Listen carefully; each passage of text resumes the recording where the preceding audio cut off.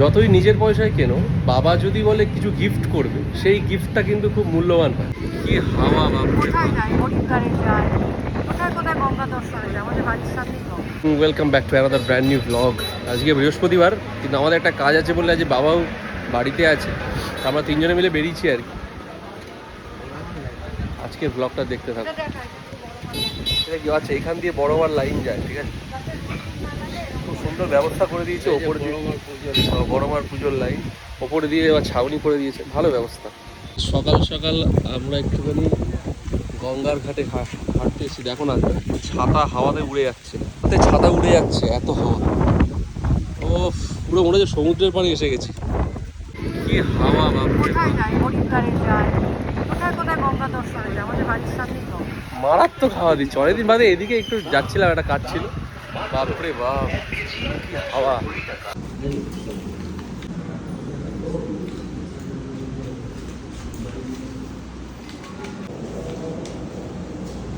এই আমরা এখন টোটো করে শপিং করতে বেরিয়েছি।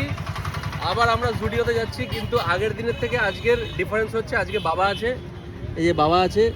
আগের দিন আমরা আছে আগের দিন আমরা অনেক কিছু দেখেছি, কিন্তু আমার প্ল্যানই ছিল যে বাবা আসবে, বাবার থেকে গিফট নেবো, ঠিক আছে। তো বাবা যে বাড়িতে আছে, তোমাদেরকে দেখালাম।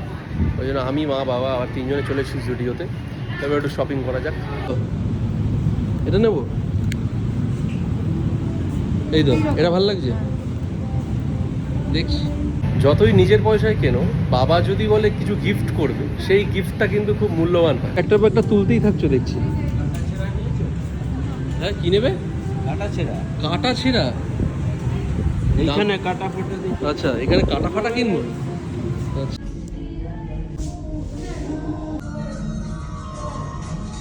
অনেক জুতো দেখার পরে, হ্যাঁ অনেক জুতো দেখার পরে ফাইনালি এইটা নিলাম। হয়ে গেল আজকের শপিং। কি হলো, মুখটা এরকম কেন তোমার? জামার গাড়িতে বান্টি ওঠে, আজকে বান্টির গাড়িতে আমি উঠেছি। এই যে আমাদের বান্টি বাবু চালাচ্ছে, আর আমরা সব বসে আছি।